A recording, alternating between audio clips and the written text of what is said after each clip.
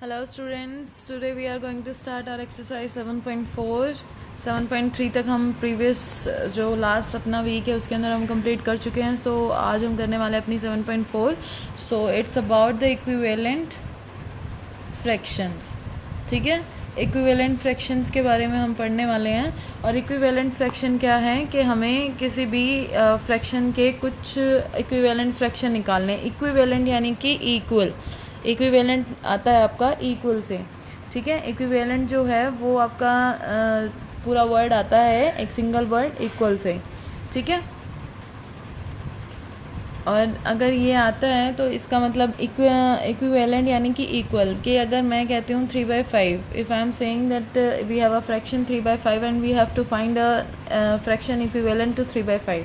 So what you have to do, you have to find a fraction which is exactly equal to 3/5. So how can you find it out? You have to multiply this fraction with the same number, with the same denominator and numerator as a number, as a fraction. हमें एक ऐसा fraction लेना है इस number को equivalent बनाने के लिए जिसमें न्यूमिनेटर और डिनोमिनेटर बिल्कुल सेम हो.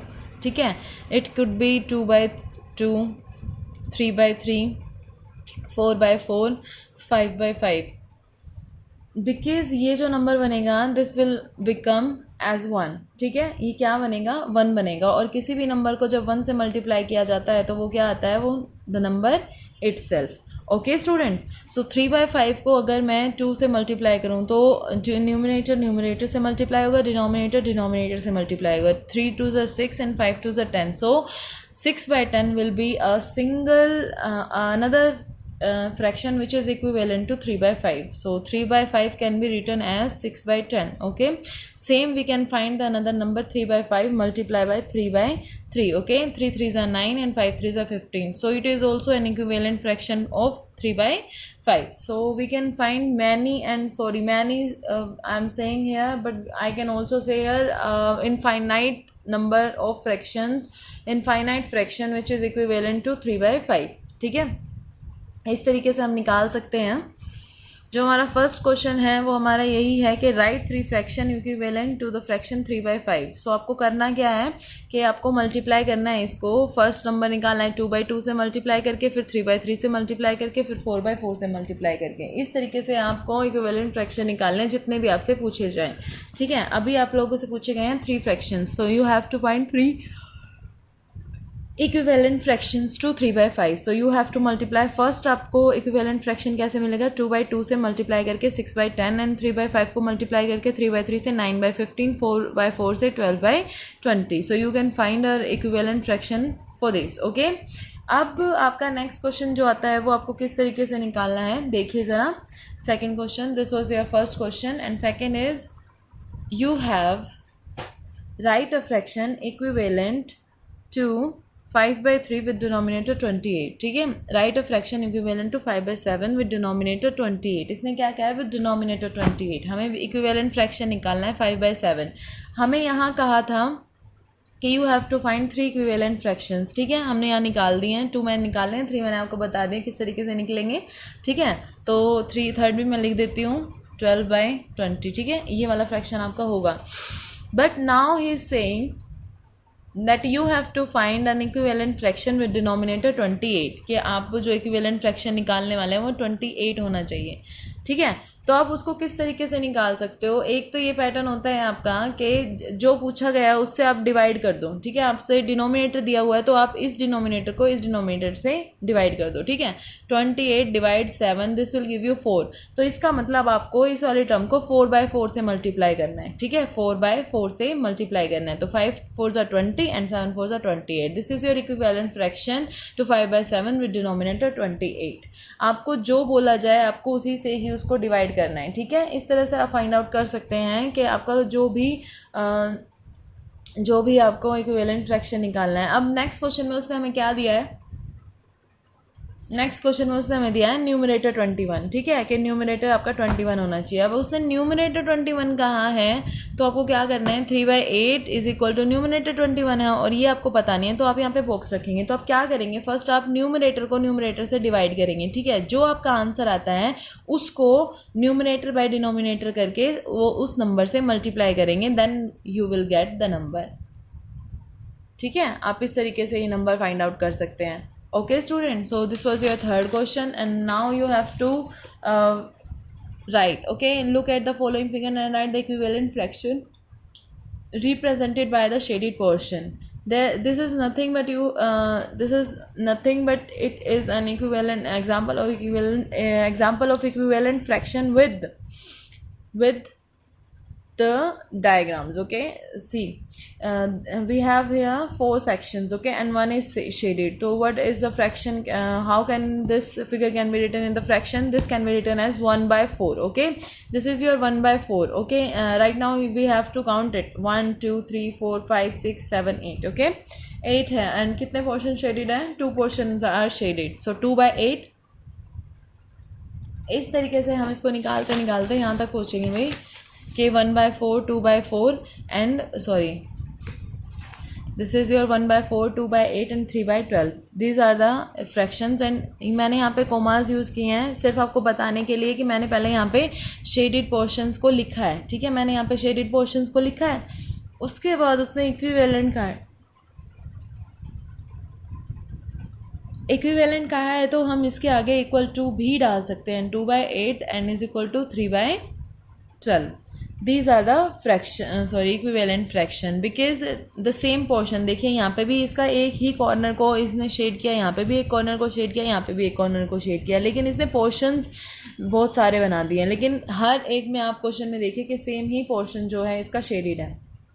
ठीक है, so that's we can write this figures in equivalent fraction. Next figure देखिए आप, सेम इसने किया है, जो पोर्शन इसने यहाँ शेड किया है वही पोर्शन इसने यहाँ पे भी शेड किया, लेकिन यहाँ पे इसने पोर्शन ज़्यादा कर दिए हैं. ठीक है, लाइक यहाँ पे 6 पोर्शन थे और 1 शेडेड था, so I have written a fraction over here 1/6. ठीक है, so 1/6 can be written as a equal to of 2/12 because यहाँ पे 2 पोर्शन जो है शेडेड है और 12 पोर्शन टोटल हैं. तो we can write this as a fraction in 2/12. Same the third question में हम इसी थर्ड पार्ट है जो इस क्वेश्चन का, वो भी हम इसी तरीके से कर सकते हैं. ठीक है, नेक्स्ट हमें क्या दिया हुआ है, state whether the following pair of are fractions are equivalent or not. अब हमें ये बताना है कि जो फ्रैक्शन हमें दिए हुए हैं ये इक्विवेलेंट है या नहीं है.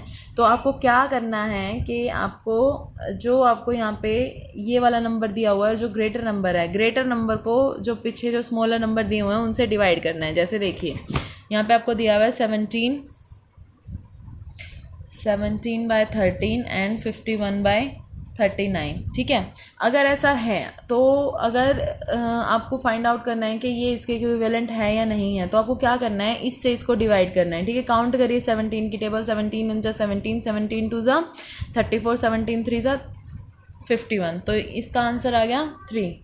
इसको कट करो 13 को, 13 1 ज़ा 13, 13 2 ज़ा 26, 13 3 ज़ा 39.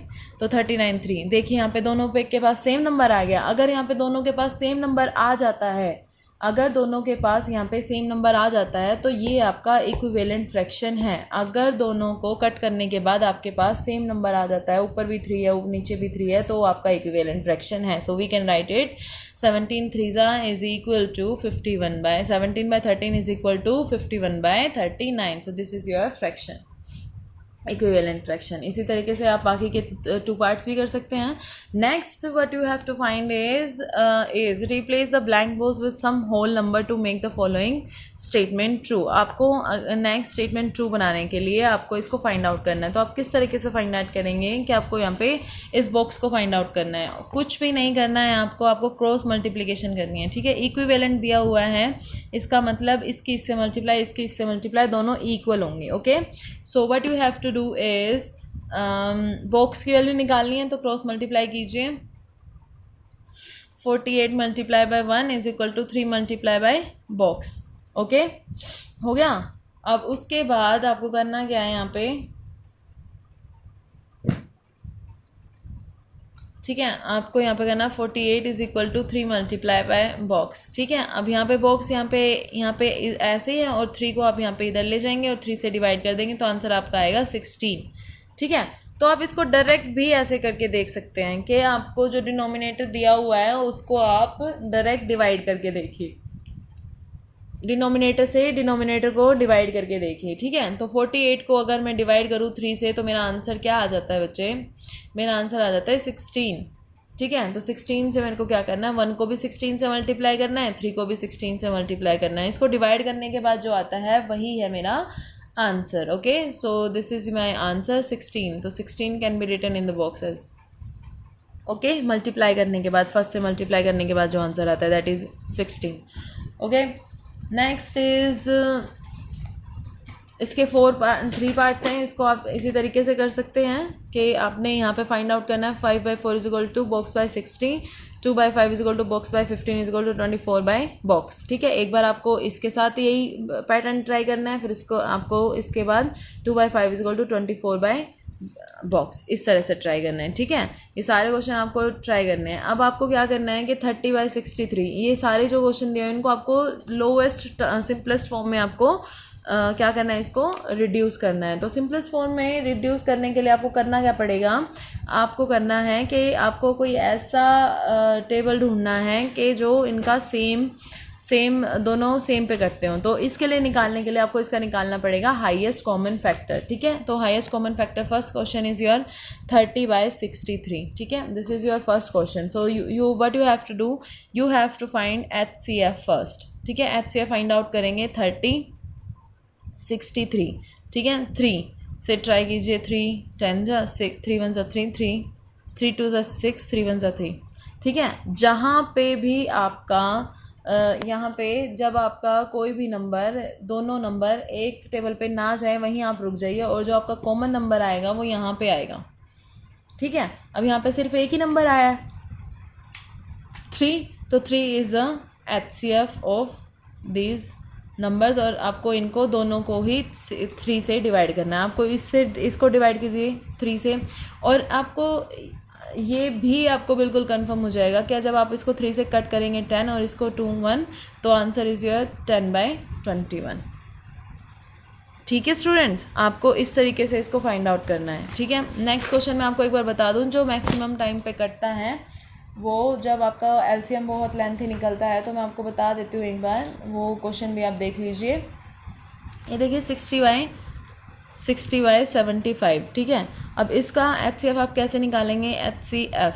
ठीक है, देखिए 60 और 75, first of all it will go on 3, 23 2 जा और 3 5 जा 25, अब 5 पे जाएगा, 5 4 जा 5 5 जा। अब आपको करना क्या है, इसको ये भी आप चीज़ नोट कीजिएगा, जब आप कट करेंगे तो आपका जो न्यूमिनेटर डिनोमिनेटर है वो इस फॉर्म में बचना चाहिए, 4/5 बचेगा, जैसे यहाँ 10/21 बचा है। ठीक है, जैसे यहाँ 10/21 बचा है, यहाँ आपका 4/5 बचेगा। ठीक है, तो आपको ज़्यादा कुछ भी लिखने की ज़रूरत नहीं है, जो आपका ये आ जाता है वो रिड्यूस करके 4/5 यही फॉर्म आ जाएगी। ठीक है, this is your question number 7, and this was your exercise 7.4. so please try this in your rough notebook and complete it. Okay student, thank you.